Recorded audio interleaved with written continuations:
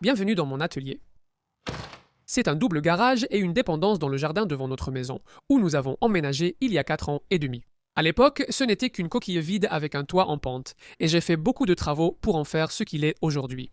J'ai posé un plafond isolé, créé un grenier pour du rangement et comblé une fosse d'inspection au sol. J'ai aussi isolé tous les murs, remplacé 2 fenêtres en bois pourri par de nouvelles fenêtres en PVC double vitrage, supprimé une fenêtre et bouché, puis enduit l'ouverture, remplacé la porte d'entrée latérale, installé un nouveau sol, 2 fois en fait. Je ne l'ai pas bien fait la première fois. Mais de loin, mon amélioration préférée parmi toutes a été la décision de construire cette cloison avec une double porte en PVC juste devant la porte roulante électrique à l'avant de l'atelier. Elle est située à environ 500 mm de la porte à enroulement et remplit plusieurs fonctions. Elle offre davantage d'intimité pour que personne ne puisse voir à l'intérieur. Elle rend l'atelier plus sûr et, les murs étant entièrement isolés, cela aide à conserver la chaleur et à bloquer le bruit extérieur. Et bien sûr, cela empêche aussi le bruit de sortir. Mais le meilleur dans tout ça, c'est que cela me donne de la place pour tout mon bois récupéré qui, comme vous pouvez le voir ici, est rangé sur des étagères sur crémaillère double. Et si je devais tout recommencer, il n'y a qu'une seule chose que je ferais différemment. J'ai espacé les montants dans le mur d'environ 580 mm, mais il aurait été préférable de mettre les montants tous les 400 mm. Ces équerres supportent déjà un poids incroyable, et je n'ai eu aucun problème. Allons à l'intérieur, il fait très froid et il commence à neiger. L'atelier est équipé d'une alarme et de nombreuses caméras de sécurité à l'intérieur et à l'extérieur. En termes de taille, à l'intérieur, il fait environ 5,5 mètres de côté, ce qui correspond à peu près à 18 pieds de côté. Et cela fait 30 mètres carrés, ce qui correspond à environ 323 pieds carrés. Et la hauteur sous plafond est de 2,7 mètres, ce qui fait presque 9 pieds, je crois. L'année dernière, j'ai fait beaucoup de changements en me concentrant principalement sur l'optimisation de l'espace. J'ai supprimé certaines machines qui ne me convenaient pas, comme la scie à sangler et la ponceuse à bande et à disque surétablie. J'ai réduit la taille de mon tour et amélioré ma dégauchisseuse raboteuse ainsi que mon système d'aspiration HVLP, ce qui a libéré beaucoup d'espace au sol, mais aussi optimisé l'espace d'entrée et de sortie sur mes machines principales, la scie sur table et la dégauchisseuse raboteuse. Si un sujet de cette vidéo vous intéresse, il y aura sûrement une vidéo dédiée, avec les liens dans la description ci-dessous. Voici 4 éléments essentiels pour moi concernant l'organisation de l'atelier. Le premier, les tiroirs. J'ai 47 tiroirs dans l'atelier, ce qui peut sembler excessif. Je ne sais plus qui a dit que les tiroirs sont l'endroit où les choses meurent, mais je ne pourrais pas être plus en désaccord. Pour moi, les tiroirs sont efficaces en termes d'espace. Ils protègent très bien de la poussière, mais il est vraiment important d'avoir des tiroirs de la bonne taille, ou plus précisément de la bonne profondeur, pour les objets que vous souhaitez y ranger. Quand j'ai construit cet établi, il avait 4 tiroirs assez profonds, mais récemment, j'ai retiré la façade du tiroir du haut, j'ai coupé le caisson du tiroir en 2 et ajouté un nouveau fond pour obtenir 2 tiroirs peu profonds. Et c'est là que je range tous mes outils à main. Leur faible profondeur me permet de trouver rapidement ce que je cherche. Ces 2 blocs tiroirs achetés l'an dernier ont été une vraie révélation pour moi. Je range tous mes consommables pour outils, forêts, lames, clous, fournitures de bureau, tout est stocké dans un espace compact et si j'ai besoin de quelque chose, je peux simplement sortir le tiroir, le déplacer sur mon établi et le remettre en place quand j'ai terminé. J'aime aussi le fait de pouvoir étiqueter chaque tiroir individuellement, à tel point que j'ai fini par acheter des porte-étiquettes à visser pour tous les tiroirs et placards. Je réorganise souvent, donc c'est pratique de voir rapidement où tout est. Je mettrai un lien vers ces porte-étiquettes en description. Deuxièmement, presque tout est sur roulette, y compris machine, établi et bloc tiroir, pour rendre l'espace de travail facilement modulable. Pour un gros projet nécessitant beaucoup d'espace, je déplace simplement les objets sur le côté, comme lors de la fabrication d'un cadre de lit king size. Et la troisième chose, c'est d'utiliser l'espace en hauteur pour les objets dont on n'a pas besoin fréquemment. Pour moi, il s'agit généralement du stockage du bois. Et la quatrième chose, c'est que les accessoires liés aux machines soient rangés à proximité. Par exemple, dans ce tiroir du haut, j'ai toutes mes lames de scie circulaires sur table. Ce n'est sans doute pas la meilleure façon de ranger les lames, mais ça m'a pris 10 minutes à assembler avec des chutes de panneaux et ça marche très bien. C'est une cheville sur une base MDF avec de fines plaques de contreplaqué entre chaque lame, pour éviter que les dents en carbure ne se touchent et s'abîment. Encore une fois, sous ma table de défenseuse, j'ai toutes mes fraises. Ma scie sur table est l'Axminster AT254SB qui n'est plus disponible, mais les modèles Hi-Tech 01332 et SIP 01332 semblent être quasiment les mêmes machines. Et lorsque je l'ai testé, j'ai essentiellement dit que c'était une bonne machine solide, mais sans aucune des options que la plupart d'entre nous recherchent, et avec une extraction de poussière vraiment médiocre. Depuis que je l'ai, j'ai fait de nombreuses modifications pour qu'elle fonctionne bien pour moi. Par exemple, modifier le couteau diviseur pour réaliser des rainures, remplacer le boulon du protège-lame afin d'approcher le guide de la lame, changer la plaque d'insertion pour une qui n'a pas besoin d'être vissée à la table, modifier la base mobile pour qu'elle ait 4 roulettes pivotantes au lieu de 2, pour que je puisse la déplacer où je veux sans faire une manœuvre compliquée. Veillez à ce que le guide soit bien appuyé sur le rail pour rester d'équerre avec la lame et ajouter un marqueur de mesure Strawbite Workshop. J'ai aussi 2 extracteurs reliés à la scie et avec ces modifications, j'en suis désormais satisfait. Ce serait vraiment bien que les fabricants intègrent ces améliorations et fonctionnalités évidentes sur des machines à prix plus abordables. La plupart des scies de chantier, y compris la Milwaukee, offrent déjà de nombreuses fonctionnalités comme les couteaux diviseurs et plaques d'insertion réglables sans outils. À gauche de la scie sur table, j'ai ce meuble où je range tous mes poussoirs, gabarits et guides pour la scie sur table, et comme je n'ai plus de scie à onglet, toutes mes coupes transversales se font avec ce guide d'onglet. Voici la jauge à onglet Angduy, dont je suis très satisfait. J'ai aussi créé une table de défenseuse adaptée au rail de la scie avec le système de levage Sutter Shop et son moteur. Son principal atout, le changement de fraise sans outil. Il suffit de lever le levier pour retirer et remplacer la fraise. J'ai créé ce guide pour l'accompagner et l'ai conçu pour qu'il reste fixé en permanence au guide de la scie sur table avec des boulons et des écrous papillons. Au final, j'ai trouvé que ça alourdissait trop le guide de la scie sur table, ce qui ne me plaisait pas. Désormais, j'utilise un serre-joint pour fixer temporairement la table de défenseuse, ce qui fonctionne bien. Cette zone est dédiée au tour. Voici le Lumberjack VSL 305. Au début du tournage, j'ai acheté des outils en carbure et des ciseaux, mais j'ai vite compris que les outils en carbure ne me convenaient pas. Bien que beaucoup disent qu'ils sont plus faciles à utiliser, je les trouve plus compliqués. J'ai plus de difficultés avec eux et préfère de vrais ciseaux. Mes préférés sont les gouges à bol et à broche Crown M42. Elles sont assez chères. La gouge à bol coûtait environ 60 livres et la gouge à broche environ 40 livres. Et je pense que le prix a pas mal augmenté depuis, mais pour moi, ces outils sont des achats pour la vie. Les autres ciseaux à tourner que j'utilise sont des modèles Record Power classiques, moins sophistiqués. J'ai aussi le Mondrian Charnwood Viper 2 parfait pour le tournage de balls et ce type de travaux. Je ne vais pas vous montrer ce qu'il y a dans tous mes tiroirs, car ça pourrait devenir vraiment ennuyeux. Mais en gros, les accessoires de tour sont ici. Je range ici tous mes boulons et chaque plateau se soulève facilement pour accéder à ce dont j'ai besoin. Serre-joint parallèle et niveau à bulles. Évidemment, quand on utilise le tour, il est essentiel de garder les outils bien affûtés. C'est pourquoi j'ai installé mon touret à meuler juste ici, et cette configuration fonctionne bien pour moi. Évidemment, j'ai aussi une vidéo entièrement consacrée à ça.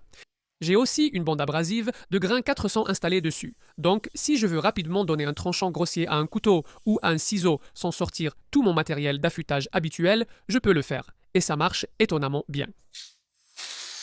Et juste à côté, il y a ma perceuse à colonne, de loin la machine que j'utilise le moins et, pour être honnête, celle dont je serais heureux de me débarrasser. Mais comme j'ai de la place, elle est encore là pour l'instant. Dans le tiroir du haut, je range mon matériel de peinture et au-dessus des machines, j'ai installé des placards de cuisine d'occasion trouvés sur Facebook Marketplace. J'en ai un pour tout mon matériel de ponçage, un autre pour mes outils pneumatiques. Ici, j'ai mon outil pour enlever les clous, mon pistolet à peinture, une agrafeuse et un autre pour tout mon matériel de perçage. J'ai 2 jeux complets de scie cloche, mais il me manque parfois certaines tailles. Le jeu de mèche Forstner Switchblade fonctionne très bien. J'indique aussi la taille sur la boîte pour trouver rapidement la bonne. J'ai fabriqué cette boîte à tiroirs pour mes forettes standards. Celles de la marque Dart sont excellentes. Je les ai depuis des années et je viens ici pour remplacer une mèche cassée ou usée. Voici la machine que je possède depuis le plus longtemps, plus de 8 ans. C'était ma première grosse acquisition, achetée à l'époque où je travaillais dans mon premier atelier, l'abri de jardin. Je l'ai payée 500 livres et elle est toujours disponible. J'apprécie le système de détente rapide de la lame et le tiroir de récupération de poussière. Mais devoir retirer le rail du guide à chaque changement de lame m'agace. Les roulements de guidage de la lame sont difficiles à régler, mais c'est courant sur la plupart des scies à ruban. Je ne compte pas remplacer cet outil, il répond parfaitement à mes besoins.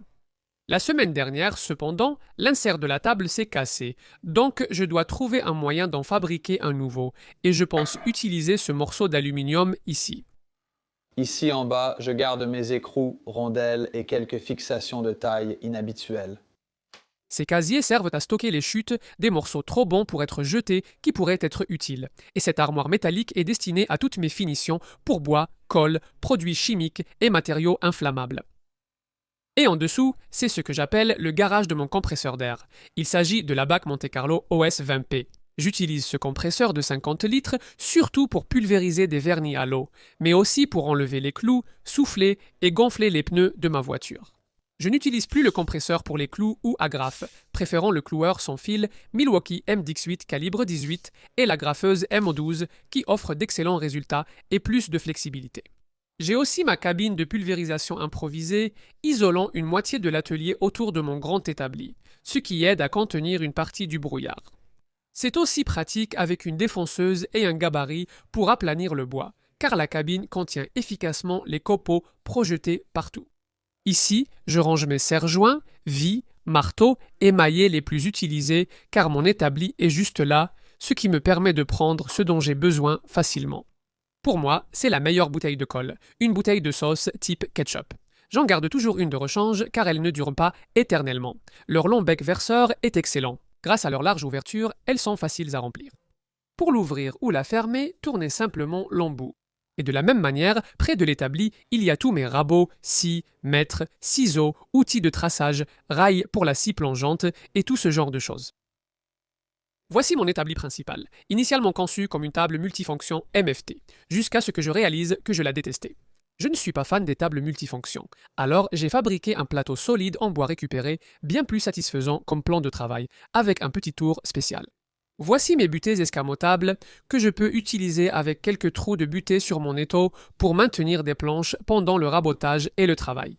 J'adore mon étau de menuisier, mais j'aimerais y ajouter un déverrouillage rapide. Je prévois probablement de l'améliorer un jour. J'ai récemment ajouté des séparations sous l'établi aussi, donc j'ai de la place pour ma scie circulaire Milwaukee là, et voici les rails de support que j'utilise pour faire des coupes avec la scie plongeante. Je sais que beaucoup utilisent des plaques d'isolation pour soutenir ces coupes et c'est efficace. J'estime que des planches comme celle-ci prennent moins de place.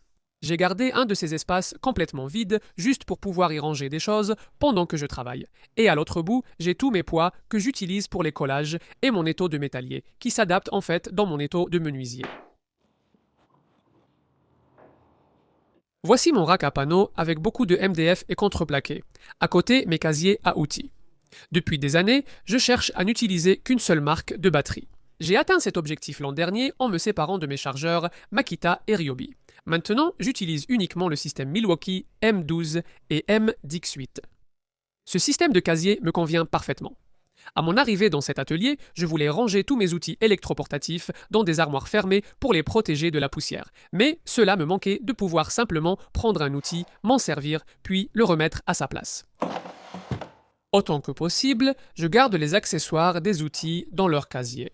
Par exemple, la lame de scie circulaire, le sac à poussière de la raboteuse et les accessoires pour la défonceuse affleureuse sont tous là-dedans. Et j'ai construit ce meuble coulissant en bas qui contient toutes mes défonceuses et leurs accessoires d'un côté et de l'autre mes ponceuses à bandes et bandes abrasives. Voici la plaque YouTube que j'ai fabriquée il y a 6 ans et demi quand la chaîne a atteint 20 000 abonnés. Et maintenant, on en est à presque 250 000. Ça me sidère complètement. Et au fait, c'est officiellement ma 500e vidéo et évidemment, voici ma station de charge. Donc j'ai mes chargeurs Milwaukee ici. Ceci est pour les micros de caméra et les batteries de caméra. On a des batteries d'outils, des mètres rubans, de l'essuie-tout et un pistolet à colle chaude sur batterie Milwaukee. Ils fabriquent aussi ces modèles pour les batteries Makita et DeWalt. Et ici, tous mes forêts les plus utilisés. J'ai failli oublier de parler des bacs. J'en ai 3 en tout. Ils sont tous en métal galvanisé parce qu'ils sont solides et robustes. Mais celui-ci, je l'ai mis sur des roulettes et il sert uniquement pour les déchets ordinaires. Au bout, j'ai mon bac pour le banc et celui pour le mauvais bois de chauffage. Bon, c'est le bois que je peux brûler dans mon poêle. Mauvais, ce sont le MDF, le contreplaqué et le bois traité sous pression. Là-haut, je range tout mon équipement de protection individuelle. J'ai plusieurs respirateurs car j'ai toujours cherché le parfait sans jamais le trouver. Ici, c'est mon matériel de tournage. Vous verrez tous mes objectifs d'appareil photo là-bas, des micros, des accessoires. C'est la caméra principale que j'utilise, la Panasonic S5 Mark II, et je l'ai installée sur mon support à roulettes fait maison. C'est un tuyau galvanisé dans un seau de béton, fixé sur une planche d'aggloméré avec roulette. Je n'aime pas vraiment les trépieds parce qu'il faut ajuster 3 pieds indépendamment, alors qu'avec celui-ci, je peux simplement le rouler où je veux et contrôler la hauteur avec un seul bouton. Quand j'ai besoin de plus de lumière, j'utilise une lampe M12 à batterie avec base magnétique, que je fixe sur le poteau et allume. Mais la caméra avec laquelle je filme actuellement, c'est l'Osmo Pocket 3. Tout le suivi du visage et les plans en mouvement de cette vidéo sont réalisés avec elle. C'est l'une de mes machines les plus récentes, la dégauchisseuse raboteuse Hi-Tech 260SS, et j'ai fait une vidéo à ce sujet très récemment. Donc, on continue. Cet espace vide, ici, me permet simplement d'avoir un peu plus d'espace d'entrée et de sortie quand je travaille à la dégauchisseuse raboteuse, et j'ai un peu moins de 2 mètres d'espace de sortie ici. Je l'appelle le coin d'aspiration des poussières. J'ai le SIP 01992 que j'ai configuré comme un système de filtration à 2 étages avec un cyclone, et cela s'occupe de l'aspiration pour le caisson de ma scie sur table et aussi la dégauchisseuse raboteuse. Et les deux sont équipés de leur propre vanne d'aspiration. Cet extracteur fonctionne correctement, à part la cartouche mal installée, d'où tout le ruban adhésif ici, parce que de la poussière s'échappait du filtre à chaque fois qu'il était allumé. Et puis ici, c'est mon aspirateur d'atelier qui s'occupe de tous mes autres besoins d'extraction. Celui-ci est aussi relié à un cyclone, puis il est canalisé vers le haut et traverse jusqu'à ce pilier, où j'ai installé des vannes à guillotine, vers le protège-lame de ma scie sur table et aussi vers ce tuyau que j'utilise pour raccorder mes ponceuses et autres outils électriques. Je suis un grand fan de cette machine, surtout parce qu'elle est très silencieuse. Elle a 2 moteurs, donc elle est vraiment très puissante et avec le microfiltre installé, c'est un extracteur de classe M. Les 2 extracteurs sont configurés avec des télécommandes. J'ai aussi installé mon capteur de qualité de l'air ici, juste pour pouvoir surveiller le niveau de poussière dans l'atelier, et l'unité de filtration d'air aide évidemment à garder l'air propre. Mon deuxième établi sert principalement de table de sortie pour la scie sur table. D'un côté, il y a mes gabarits d'affûtage, et de l'autre, ma ponceuse et mes fournitures de ponçage. Petit rappel, si cette vidéo vous a intéressé, de nombreux liens dans la description vous donnent plus d'infos. Merci d'avoir regardé.